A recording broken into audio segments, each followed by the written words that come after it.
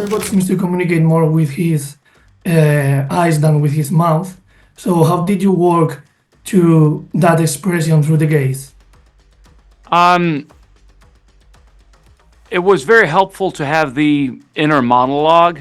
So I would run that during the scene in my head because that a lot of the expressions in the eyes are obviously synced to what is going on in Murderbot's head with a um it wasn't really something that I had to think much about in terms of like what type of facial expression. It was more about um uh again going through the inner monologue and then letting that kind of affect the way my eyes would dart around the room and obviously Yeah.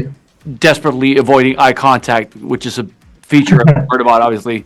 So that was also one thing to kind of make sure that anytime someone looked at me or try to get eye contact, I would avert my eyes and try to look away.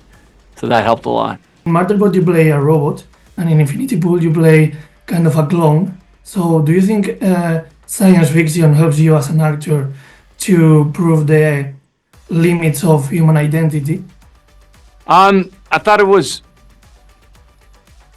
what I found exciting about Murderbot as a character was the fact that uh, Murderbot is an android, so it's a Yeah. robot with organic components, so that there is some semblance of humanity at least underneath, and and that was a journey that I thought was really interesting over the course of the first season of the show to explore how Murderbot, who has now hacked its governor module and gained free will, how it's what does that entail? The process of trying to figure out who am I? What is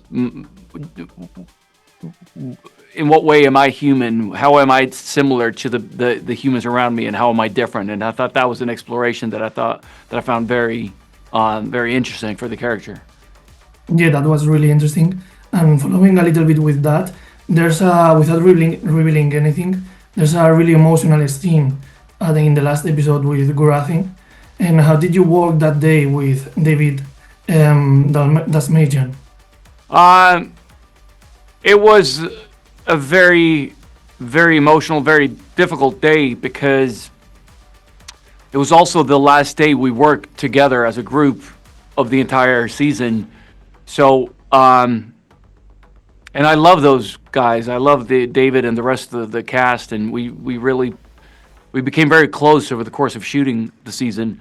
So it was a beautiful moment, but also very sad. And I had a hard time not crying when I when I left that scene, which became a bit of a problem because I play an android who's not supposed to cry. So it was very, very difficult in those, like you said, those moments with David where to keep it together and not just like open the floodgates. So quite a few takes were definitely too teary, but hopefully we got it eventually. If you were to play Smarterbot nowadays, do you think with the IA and the complete automatization of many things, do you think he will disrupt, he will adapt, or maybe he will go and watch Succession? I think if Murderbot showed up here now, I think he'd be even more perplexed and confused and potentially disgusted by humanity than on the show. And I think he would definitely retreat to a corner and watch Sanctuary Moon.